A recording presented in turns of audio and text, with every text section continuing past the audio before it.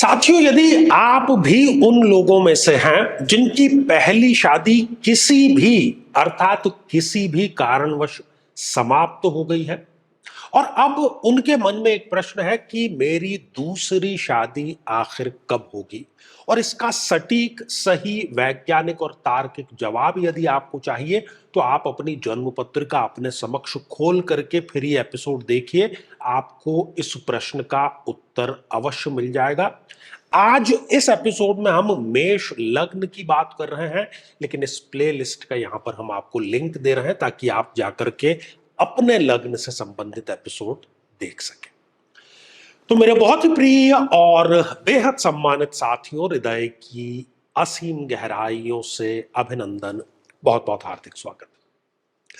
साथियों, ये जो स्क्रीन पर आप जन्म पत्रिका देख रहे हैं, ये मेष लग्न की जन्म पत्रिका है। और एक बात और, चाहे आप स्त्री हैं चाहे आप पुरुष हैं, यदि यही प्रश्न आपके मन में है कि दूसरी शादी कब होगी, तो ये दोनों पर लागू है जितनी भी बातें हम कर रहे हैं।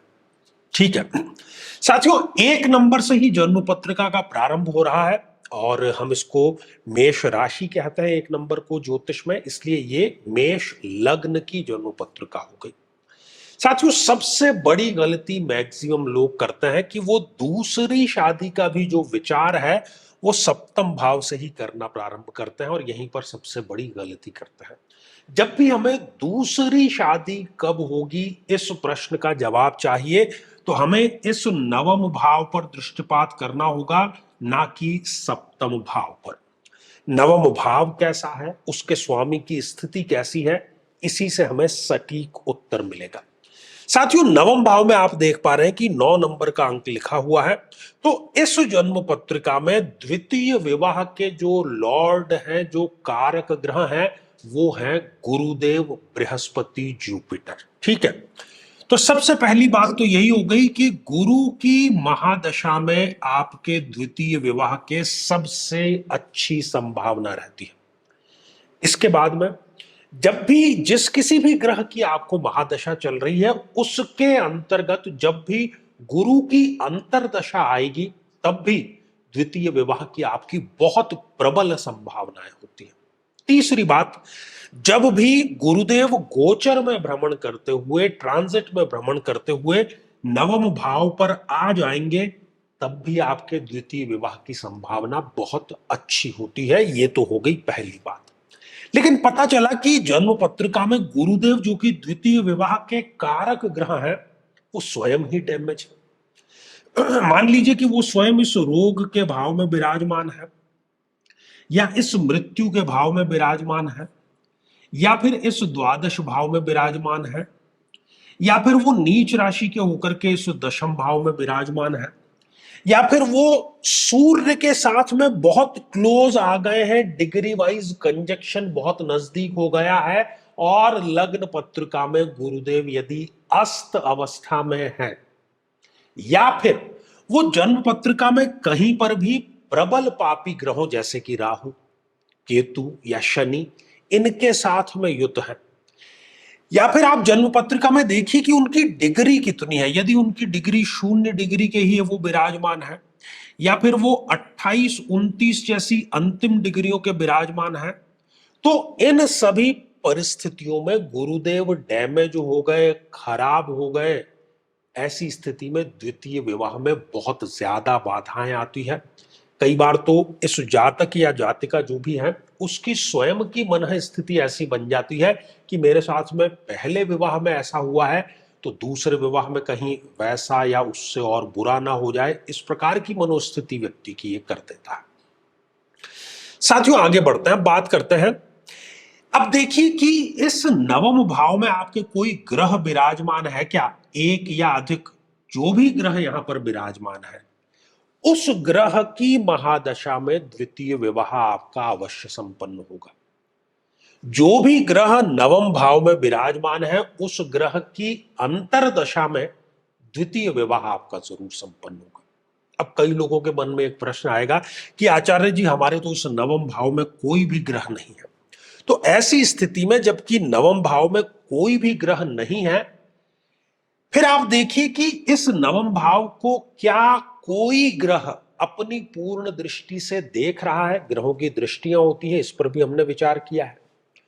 तो जिस किसी भी ग्रह की नवम भाव पर पूर्ण दृष्टि है, उस ग्रह की महादशा में या उस ग्रह की अंतरदशा में आपका द्वितीय विवाह अवश्य संपन्न होता है।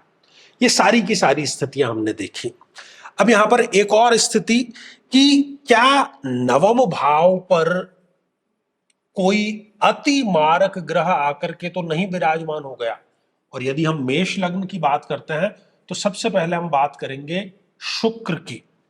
शुक्र जो कि एक अति मारक ग्रह होता है मेष लग्न में, यदि वो शुक्र स्वयं ही इस नवम भाव में आकर के विराजमान हो गया है तो वो द्वितीय विवाह में अननेसेसरी डीले जरूर कराता है, और साथ ही इस जातक या जातिका को किडनी से संबंधित, मूत्र संस्थान से संबंधित या अन्य प्रकार की जो हम शारीरिक कमजोरियां कहते हैं उसका रोग अवश्य दे देता है। इसके अतिरिक्त यदि बुध देव इस नवम भाव में विराजमान है तो बुध भी एक अति मारक ग्रह है साथियों मेष लग्न में। इस स्थिति में भी द्वितीय विवाह में अननेसेसरी डीले होता है, और साथ ही ये जो जातक या जातिका है उसको त्वचा से संबंधित, हार्मोनल डिसबैलेंस से संबंधित, श्वसन तंत्र से संबंधित या फिर ईएनटी जिसको हम नाक कान या गले की कोई स्थायी बीमारी कहते हैं वो इस जातक को अवश्य हो जाती है। साथियों यदि आप भी इनमें से किसी भी समस्या से पीड़ित है, समाधान की भी हमने चर्चा की है, तो समाधान इसका सर्वाधिक यही है कि आप महादशा मंत्र साधना जरूर करें, क्योंकि ये रामबाण इलाज है। आप इधर उधर के कोई छोटे मोटे टोने टोटके करेंगे, कुछ समय तक उसका असर होगा, लेकिन हम बात कर रहे हैं जीवन में स्थायी जीवन साथी की, वो भी हम एक पत्थर से ठोकर खा चुके हैं, हम दूसरे से नहीं खाना चाहते। तो द्वितीय विवाह जो है उसमें भी कुंडली का मिलान उतना ही आवश्यक है जितना कि प्रथम विवाह में होता है।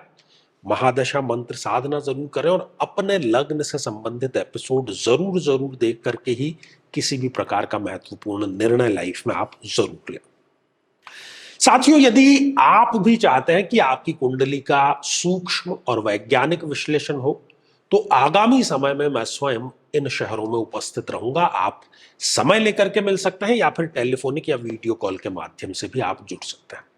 और यदि आप चाहते हैं कि आपके किसी एक प्रश्न का निःशुल्क मार्गदर्शन किया जाए तो हमारे इसी चैनल पर प्रति शनिवार दोपहर 3 बजे हम खास लाइव कार्यक्रम लेकर के आते हैं, लेकिन उसमें अपने कमेंट को शामिल कराने के लिए आप हमारे इस वीडियो को हाइप कीजिए और उसका जो स्क्रीनशॉट है वो दिए गए व्हाट्सएप नंबर पर भेज दीजिए। तो साथियों इसी मंगल कामना के साथ में कि आप सभी स्वस्थ, समृद्ध और शांतिपूर्वक जीवन व्यतीत करें। नमस्कार। साथियों कई वर्षों के जन्म पत्र का अध्ययन और लाखों कुंडलियों के अध्ययन के बाद हम ये कह सकते हैं कि यदि किसी की जन्म पत्रिका में चंद्रमा पीड़ित है तो उसको इस ग्रह की महादशा में इन 9 लक्षणों का, इन 9 कष्टों का, पीड़ाओं का अवश्य सामना करना पड़ता है। माता को कष्ट या माता से कष्ट, किसी न किसी प्रकार का गुप्त रोग, श्वास रोग, मानसिक रोग, तनाव या डिप्रेशन, अनिर्णय की स्थिति, ओवर थिंकिंग, स्त्रियों को स्त्रीजन्य रोग होना या ऐसी स्थितियां जिसमें कि व्यक्ति एक अज्ञात भय से पीड़ित रहता है। लेकिन साथियों यदि आप भी इन सभी कष्टों से स्थायी और सटीक मुक्ति प्राप्त करना चाहते हैं तो उसका तरीका है इस ग्रह की महादशा मंत्र साधना दीक्षा, जो विशेष रूप से आपके नाम, आपकी जन्मतिथि के अकॉर्डिंग की जाएगी और गुरु दीक्षा के माध्यम से अभिमंत्रित माला भी आपको प्रदान की जाएगी, ताकि न केवल ये सारे कष्ट दूर हों बल्कि ये पूरी की पूरी महादशा आपके लिए शांतिदायक और सुख समृद्धिदायक साबित हो।